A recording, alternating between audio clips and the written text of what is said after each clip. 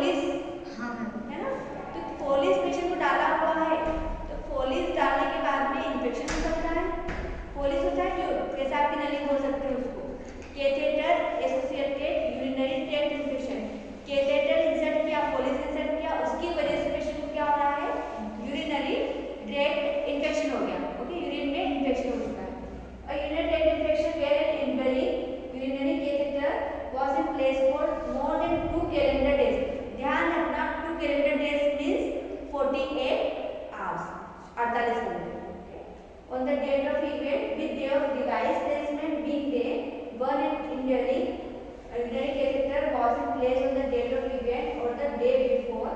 If a indwelling urinary catheter was in place for more than 2 calendar days and then removed, and date of event for urinary tract infection must be the day of discontinuation or the next day for the urinary tract infection to be catheter associated. Patient को फोलिस डाला था, पहले फोलिस डाल दिया, ठीक है, अभी urine भी अच्छे से आ रहा है, कितना 14 डेज तक डाला हुआ था। ओके, और फिर 14 डेज के बीच में भी क्या हो सकता है, आपने फोलिस को ठीक से क्लीन नहीं किया, तो डेट टाइम फोलिस केयर नहीं करते, उसको फोलिस को क्लीन करना होता है। तो आपने वॉशिंग नहीं किया, आपने ग्लव्स नहीं पहना, ठीक, ग्लव्स आपने क्या किया, एसेप्टिक टेक्निक यूज नहीं किया, जिसके कारण से पेशेंट को क्या हो गया है, यूरिन में इन्फेक्शन हो गया।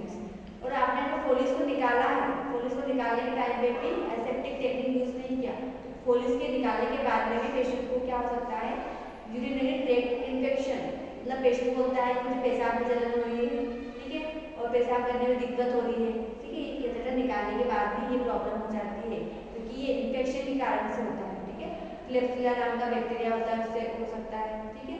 तो पेशेंट को क्या बोल सकते हैं आप, पेशेंट को एंटीबायोटिक देते हैं, एंटीबायोटिक एंटी इन्फेक्शन की, इन्फेक्शन को आपको कम करना है, या फिर पेशेंट फीवर भी आ जाता है इस कंडीशन में पेशेंट को, ओके, और वाटर इनटेक ज़्यादा लेने के लिए बोलते हैं, ओके।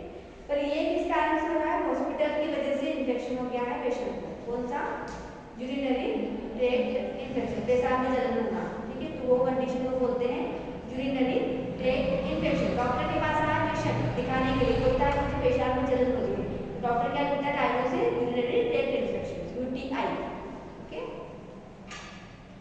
ये पर्टिकुलर चेकलिस्ट होती है, ये भी सेम है कि बस में आप देखोगे पैरामीटर्स देख सकते हैं, aseptic technique used while catheter insertion, जब भी फोलिस इंसर्शन इंसर्ट करते हो तो एसेप्टिक टेक्निक यूज करना जरूरी होता है। सेप्टिक मतलब इन्फेक्शन, एसेप्टिक मींस इन्फेक्शन ना हो, उसके लिए आपको हैंड वॉशिंग करना है, प्रॉपर ग्लविंग करना है, hand hygiene perform before and after touching the catheter, जब भी आप पेशेंट के कैथेटर को टच करते हैं उससे पहले आपको क्या करना है, हैंड वॉशिंग करना है एंड बाद में, okay.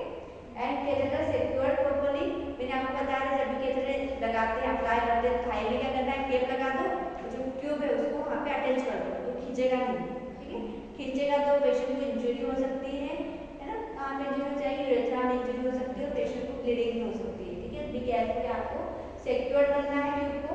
Closed system maintain the junction of tubing in catheter, ठीक है, जब भी जो ओपन है केप उसको बंद करना है। कि आपने यूरोपेक देखा है, पेशेंट का फोलिस होता है, उसमें यूरोपेक होता है, यूरोमीटर होता है, उसमें ट्यूब ओपन होता है, केप ओपन होता है, खाली करने वाला, तो केप को हमेशा बंद करके रखना है, नहीं तो केप से क्या हो सकता है, इन्फेक्शन, बैक्टीरिया जा सकता है, बैक्टीरिया पेशेंट के यूरिन के थ्रू ट्यूब में भी जा सकता है, ठीक है, तो इसको हमेशा बंद करके रखना है। Catheter care done as per protocol, catheter care करना है प्रोटोकॉल के अकॉर्डिंग, कि आपको हैंड वॉशिंग करना है, जब भी आप पेशेंट के पास जा रहे हैं तो आपको आपके पास ट्रे होता है कैथेटर केयर, ठीक है, कैथेटर केयर सेट होता है जिसमें 2 बाउल होते हैं, गोस्पीस होता है, और आपको क्या करना है, ओपन करके ग्लव्स खोल के जाना है, आपका एक हाथ स्टेराइल रहेगा, एक हाथ क्लीन रहेगा, क्लीन से आप क्या कर सकते हो, सामान ले सकते हो, तो स्टेराइल से क्या कर सकते हैं, पेशेंट को टच कर रहे हो, जो क्लीन वाला हाथ है पेशेंट को नहीं टच करना, नहीं तो क्या होगा, इन्फेक्शन होगा।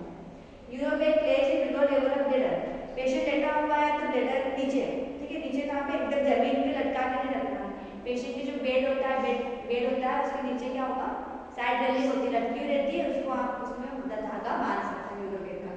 यूरोपेक third fill should be empty, थोड़ा सा ही भरा है बेड तो उसको खाली करना है, पूरा भर जाएगा फट जाएगा, बहुत बार ऐसा हुआ है यूरोपेक एकदम फुल हो गया, खाली नहीं किया किसी ने, फट जाता है, ओके, तो उसको क्या करना है, एक लेवल पे मेंटेन करना होगा। Urobag should not touch the floor, floor पे टच नहीं करना है, ठीक है, जमीन पे टच टकरा बताना भी नहीं है। Need of catheter remove assist discuss with catheter doctor. ठीक है, डॉक्टर से डिस्कस करना है कि कब रिमूव करना है, जरूरत है या नहीं रिमूव करने की। जरूरत है तो अगर रिमूव कर दिया है तो वो आपको डेट मेंशन करना होगा कि रिमूव। ठीक है, आपने रिमूव कर दिया है Foley's catheter. TLC total leukocyte count. Total leukocyte count में क्या पता चलता है, डब्ल्यूबीसी कि पेशेंट का डब्ल्यूबीसी काउंट कितना है। नॉर्मली 4000 से 10000 होना चाहिए। 10000 से ज़्यादा है तो पेशेंट को इन्फेक्शन हो चुका है। यूरिन मैं आपको सारे नॉर्मल रेंज लिखवाऊंगी। यूरिन कल्चर लिया है तो वो भी देखना टिक करना है कि यूरिन कल्चर लिया था पेशेंट का। यूरिन कल्चर रिपोर्ट भी आपको संभाल के रखना है कि पेशेंट को पॉजिटिव कि नहीं है, फिर नर्सिंग साइड जा सकते। क्लियर हुआ? चेकलिस्ट होती है जो आपको फॉलो करना होता है।